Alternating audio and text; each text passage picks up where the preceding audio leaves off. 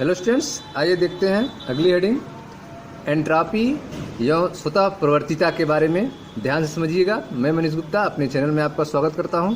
तो आइए दोस्तों स्टार्ट करते हैं एंट्रॉपी एवं स्वतः प्रवर्तिता के बारे में। एक स्वतः प्रवर्तिता प्रक्रम दी गई दिशा में कैसे प्रेरित होती है।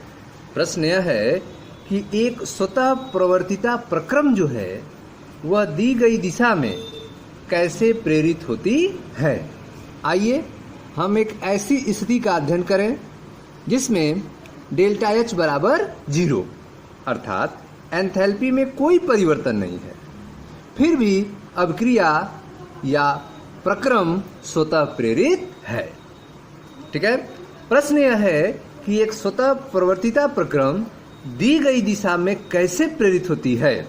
आइए हम एक ऐसी स्थिति का अध्ययन करें जिसमें डेल्टा एच बराबर 0 अर्थात एंथैल्पी में कोई परिवर्तन नहीं है, फिर भी अभिक्रिया या प्रक्रम जो है स्वतः प्रेरित है। हम एक बंद पात्र, ठीक है, एक बंद बर्तन, एक बंद पात्र जो परिवेश से विलगित है, आइसोलेटेड है, अलग है, में दो गैसों को मिश्रित करते हैं, जैसा कि चित्र में दर्शाया गया है। चित्र आप देखें ध्यान से। इस चित्र में आप देख रहे हैं दो गैसें हैं, एक को काले डाट से दिखाया गया है, एक को व्हाइट डाट से दिखाया गया है। यह दोनों गैसें जो हैं अलग अलग हैं, इनके बीच में एक विभाजक प्लेट लगाई गई है। ठीक है। तो हम एक बंद पात्र लिए हैं जो परिवेश या इसका सराउंडिंग है, परिवेश से यह अलग है, विलगित है, आइसोलेटेड है। इसमें दो गैसों को मिश्रित करते हैं जैसा चित्र में आप देख रहे हैं। इस प्लेट को हटा देंगे। अब यह गैसें जो हैं इस तरह से आपस में, ठीक है, एक दूसरे के एरिया को कवर कर लेंगी। दो गैसें ए और बी जिन्हें क्रमशः काले और श्वेत बिंदुओं से दर्शाया गया है तथा एक विभाजक से अलग किया गया है। ठीक है। इसमें आप देख रहे हैं दो गैसें हैं ए और बी, ठीक है, जो एक काले कलर की हैं और एक सफेद श्वेत कलर की हैं। इनको जो है एक विभाजक से, यह सेपरेट प्लेट देख रहे हैं, एक विभाजक से इनको अलग किया गया है। जब विभाजक को हटाया जाता है, जब प्लेट को हटाया जाता है, तब आप ख वाला कंडीशन देखते हैं, तब गैसें आपस में विसरित होने लगती हैं। कुछ समय पश्चात विसरण कंप्लीट हो जाता है। कुछ समय बाद जो है श्वेत और डार्क ब्लैक जो है पूरे बर्तन में फैल जाते हैं। ठीक है, अर्थात विसरण जो है कंप्लीट हो जाता है। ठीक है। अब हम इस प्रक्रम का अध्ययन करते हैं। विसरण से पूर्व यदि हम बाईं ओर के हिस्सों से गैस के अणुओं को निकालते हैं तो निश्चित रूप से एक गैस ए होंगे। ठीक है। यदि हम बाईं ओर से विसरण से पहले, ठीक है, आप देख रहे हैं इसमें यह ए है, यह बी है, यह बाईं ओर है और यह दाईं ओर है। ठीक है। विसरण से पूर्व यदि हम बाईं ओर के हिस्से से गैस के अणुओं को निकालते हैं तो निश्चित रूप से ये गैसें कौन सी होंगी, ए वाली होंगी। इसी प्रकार यदि हम दाईं ओर के हिस्से से गैस के अणु को निकालते हैं तो यह गैस कौन होंगे, बी के अणु होंगे। ठीक है। लेकिन जब हम विभाजक प्लेट को हटा देते हैं तो गैसों का आपस में विसरण हो जाता है। गैसों का आपस में क्या हो जाता है, विसरण हो जाता है। तो इसके बाद निश्चित तौर पर हम नहीं कह सकते हैं कि निकाला गया जो अणु होगा वह गैस ए का होगा कि बी का होगा, क्योंकि आपस में विसरित हो चुके हैं।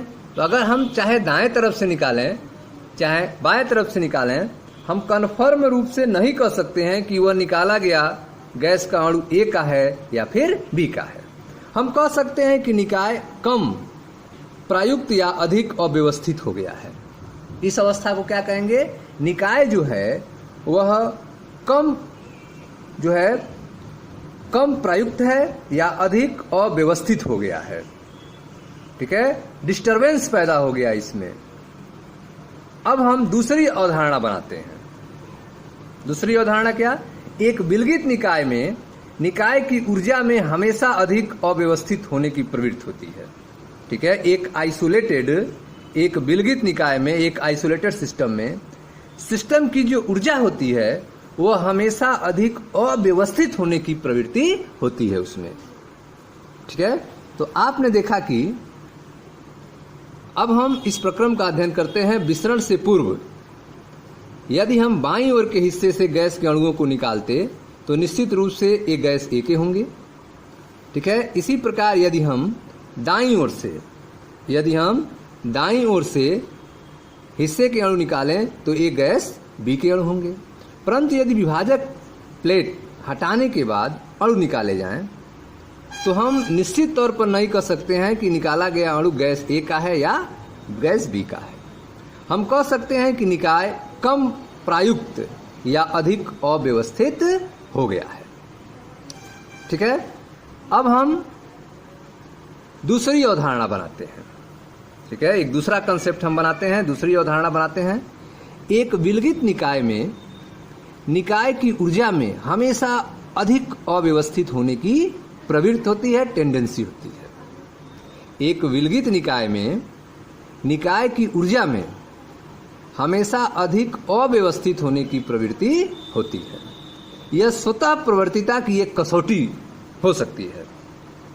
ठीक है, यह जो अधिक अव्यवस्थित होने की प्रवृत्ति है विलगित निकाय की ऊर्जा की, यह एक स्वतः प्रवर्तिता की एक कसौटी हो सकती है। यहाँ हम एक अन्य ऊष्मागतिकीय फलन की बात करते हैं। यहाँ पर हम एक अन्य ऊष्मागतिकीय फलन की बात करते हैं जिसे एंट्रोपी एस कहा जाता है। उपरोक्त अव्यवस्था जो है एंट्रोपी की अभिव्यक्ति है। ये जो डिस्टरबेंस पैदा हुआ है, अव्यवस्था पैदा हुआ है, उसको हम कैसे रिप्रेजेंट करेंगे तो उसको हम एंट्रोपी के रूप में रिप्रेजेंट करेंगे। एक मानसिक दृश्य बनाने के लिए एक व्यक्ति सोच सकता है कि एंट्रोपी जो है किसी निकाय में अव्यवस्था का मापन है। एंट्रोपी क्या है? किसी सिस्टम में डिस्टरबेंस का मेजरमेंट है। एंट्रोपी किसी निकाय में अव्यवस्था का मापन है। एक विलगित निकाय में जितना अधिक अव्यवस्था होगी उतनी ही अधिक उसकी एंट्रोपी होगी। ठीक है, एक आइसोलेटेड सिस्टम में, एक विलगित निकाय में जितना अधिक डिस्टरबेंस होगा, जितना अधिक अव्यवस्था होगा, उतनी ही अधिक उसकी एंट्रोपी होगी। जहां तक एक रासायनिक अभिक्रिया का प्रश्न है, एंट्रोपी परिवर्तन जो है परमाणुओं अथवा आयनों के एक पैटर्न में से दूसरे में पुनः व्यवस्थित होना है।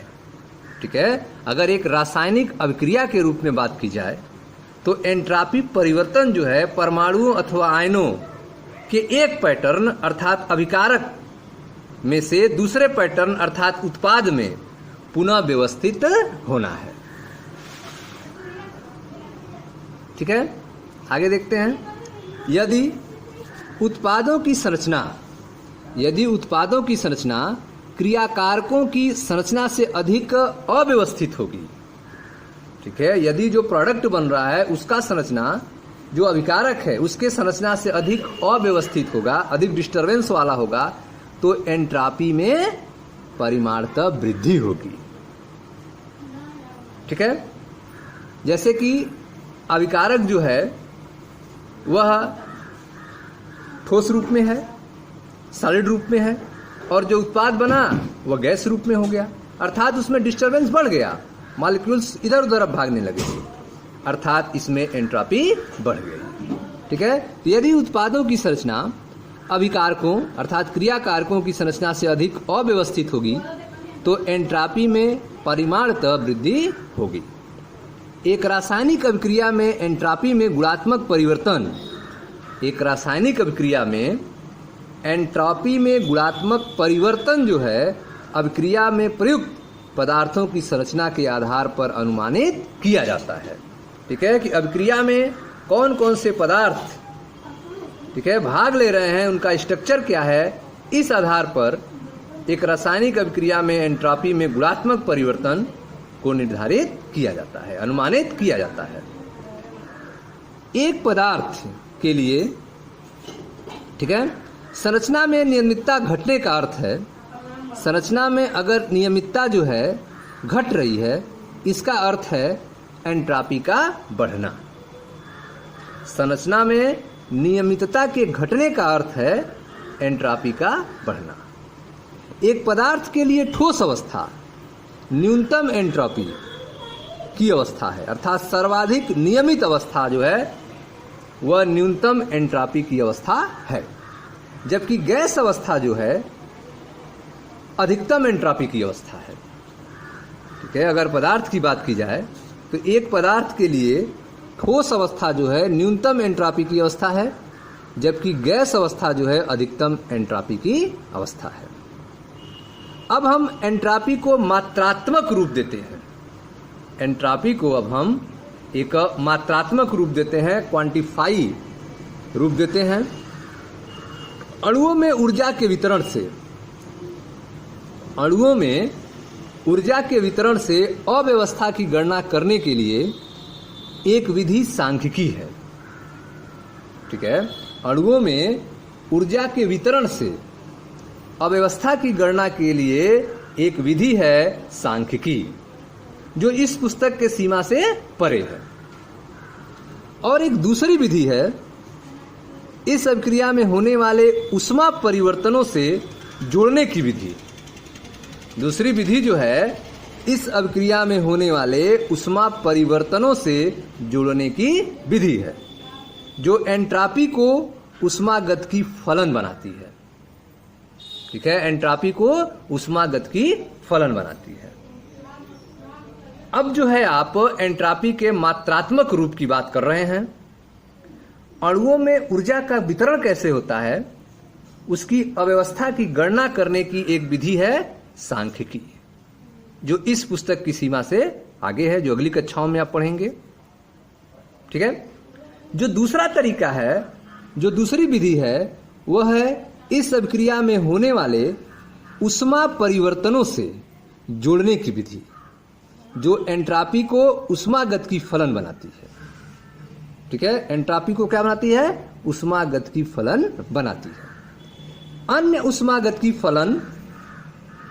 ऊष्मागतिकी फलनों के बारे में जो पढ़े हैं आप, जैसे कि आंतरिक ऊर्जा U या एंथैल्पी H की तरह एंट्रोपी भी एक ऊष्मागतिकी अवस्था फलन है। वह डेल्टा एस प्रक्रिया के पथ पर निर्भर नहीं होता है। एंट्रोपी परिवर्तन जो है वह पथ पर निर्भर नहीं होता है। आगे देखते हैं। जब भी किसी निकाय को ऊष्मा दी जाती है, जब भी किसी सिस्टम को ऊष्मा दी जाती है, तब यह आणविक गति को बढ़ाकर निकाय की अव्यवस्था बढ़ा देता है। जब भी किसी निकाय को ऊष्मा दी जाएगी तब यह अणुओं की गति को बढ़ा देगा, आणविक गति को बढ़ा देता है, जिससे निकाय की अव्यवस्था बढ़ जाती है। इस प्रकार ऊष्मा जो है Q निकाय में अव्यवस्था बढ़ाने का प्रभाव रखती है। जब भी किसी निकाय को ऊष्मा दी जाती है तब यह आणविक गति को बढ़ाकर निकाय की अव्यवस्था बढ़ा देती है। इस प्रकार ऊष्मा निकाय में अव्यवस्था बढ़ाने का प्रभाव रखती है। क्या हम डेल्टा एस को ऊष्मा Q से संबंधित कर सकते हैं?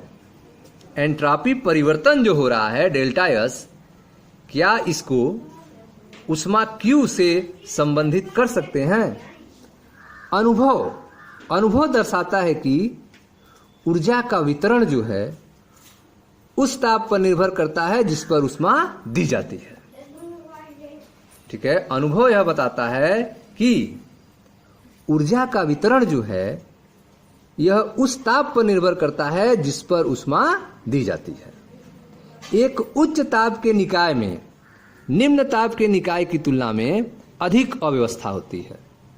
ठीक है, एक उच्च ताप का निकाय है और एक निम्न ताप का निकाय है, तो जो उच्च ताप का निकाय होगा उसमें अधिक अव्यवस्था होती है। ठीक है, अब आप जानने की कोशिश कर रहे हैं कि क्या एंथैल्पी परिवर्तन डेल्टा एस और ऊष्मा Q से संबंधित कर सकते हैं? क्या इनमें आपस में कोई रिलेशन है? अनुभव दर्शाता है कि ऊर्जा का वितरण उस ताप पर निर्भर करता है जिस पर ऊष्मा दी जाती है। ऊर्जा का वितरण जो है उस ताप पर निर्भर करता है जिस पर ऊष्मा दी जाती है। एक उच्च ताप के निकाय में निम्न ताप के निकाय की तुलना में अधिक अव्यवस्था होती है। अतः किसी निकाय का ताप उसके कणों की अनियमितता गति का मापन है। ठीक है, अतः किसी निकाय का ताप जो है उसके कणों की अनियमित गति का मापन है। निम्न ताप पर किसी निकाय को दी गई ऊष्मा उसी निकाय को उच्च ताप पर दी गई उतनी ही ऊष्मा की तुलना में अधिक अव्यवस्था का कारण बनती है। ठीक है, एक निम्न ताप पर सिस्टम है और एक उच्च ताप पर सिस्टम है और दोनों को बराबर ऊष्मा दी जा रही है, तो जो उच्च ताप पर सिस्टम होगा उसमें ज्यादा अव्यवस्था पैदा हो जाएगी निम्न ताप पर होने वाले अव्यवस्था की तुलना में। ठीक है, निम्न ताप पर किसी निकाय को दी गई ऊष्मा उसी निकाय को उच्च ताप पर दी गई उतनी ही ऊष्मा की तुलना में अधिक अव्यवस्था का कारण बनती है। ठीक है, तो आप देख रहे हैं कि सिस्टम सेम अगर है, निम्न ताप पर उसको उतना ही ऊष्मा दिया जाए तो जो डिस्टरबेंस पैदा होगा उससे अधिक डिस्टरबेंस तब पैदा होगा जब उसी सिस्टम को उच्च ताप पर उतना ही ऊष्मा दी जाएगी। इससे पता चलता है कि एंट्रॉपी जो है, एंट्रॉपी परिवर्तन जो है ताप के व्युत्क्रमानुपाती होता है। एंट्रॉपी परिवर्तन ताप के व्युत्क्रमानुपाती होता है। ठीक है, एंट्रॉपी परिवर्तन डेल्टा एस ताप के व्युत्क्रमानुपाती होता है। उत्क्रमणीय प्रक्रम के लिए हम एंट्रॉपी परिवर्तन डेल्टा एस को ऊष्मा Q और ताप T से इस प्रकार संबंधित कर सकते हैं। एंट्रॉपी परिवर्तन डेल्टा एस बराबर Q रिवर्स उत्क्रमणीय प्रक्रम का ऊष्मा Q रिवर्स बटा T। डेल्टा एस बराबर Q रिवर्स बटा T।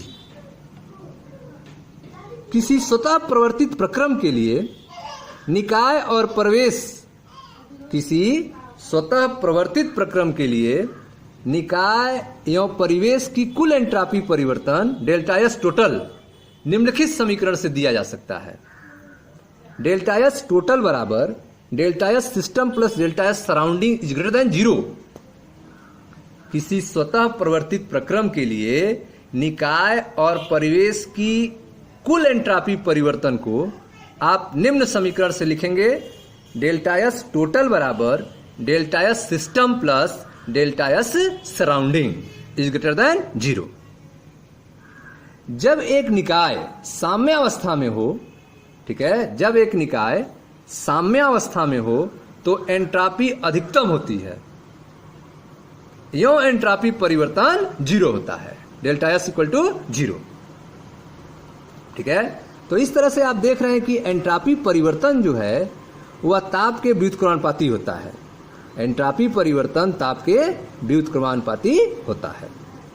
उत्क्रमणीय प्रक्रम के लिए हम डेल्टा एस को Q एवं ताप T से इस प्रकार संबंधित कर सकते हैं। डेल्टा एस बराबर Q उत्क्रमणीय Q रिवर्स बटा T। किसी स्वतः प्रवर्तित प्रक्रम के लिए निकाय एवं परिवेश का कुल एंट्रॉपी परिवर्तन डेल्टा एस टोटल जो है वह निम्नलिखित समीकरण से दिया जा सकता है। डेल्टा एस टोटल बराबर delta S system plus delta S surrounding greater than 0।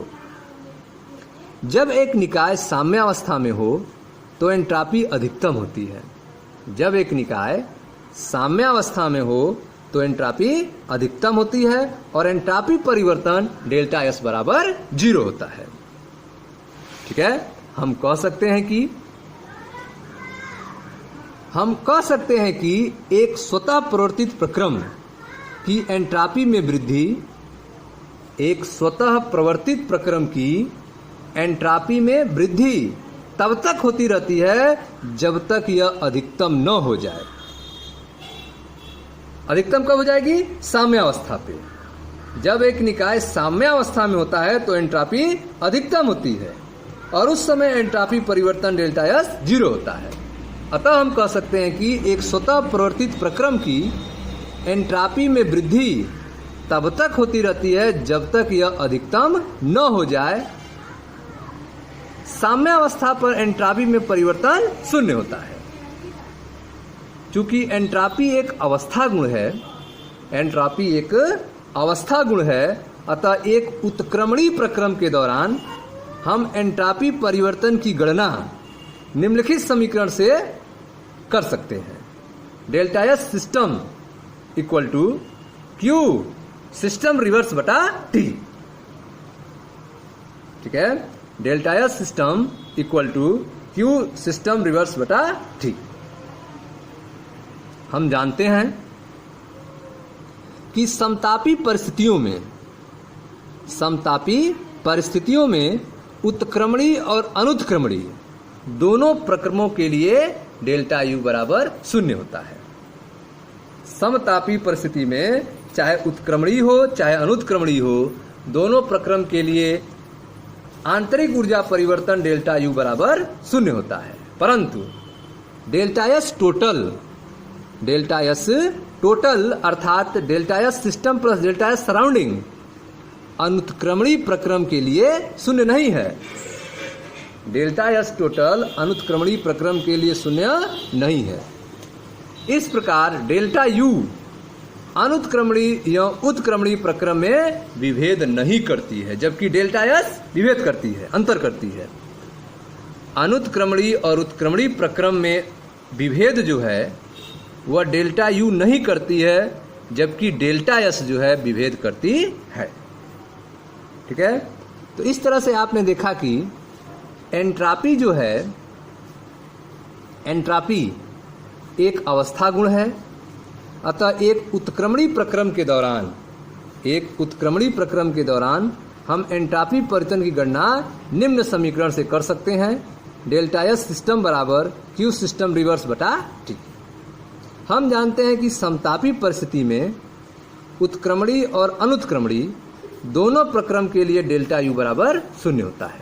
परंतु डेल्टा एस टोटल अर्थात delta S system plus delta S surrounding अनुत्क्रमणीय प्रक्रम के लिए शून्य नहीं होता है। इस प्रकार डेल्टा यू जो है अनुत्क्रमणीय और उत्क्रमणीय प्रक्रम में विभेद नहीं करता है, जबकि डेल्टा एस विभेद करता है, अंतर करता है। ठीक है स्टूडेंट्स, तो यह था आपका एंट्रॉपी और स्वतः प्रवर्तिता के बारे में। ओके स्टूडेंट्स, मैं मनीष गुप्ता अपने चैनल में आपका स्वागत करता हूं। वीडियो को लाइक करें, शेयर करें, चैनल को सब्सक्राइब करें। धन्यवाद दोस्तों।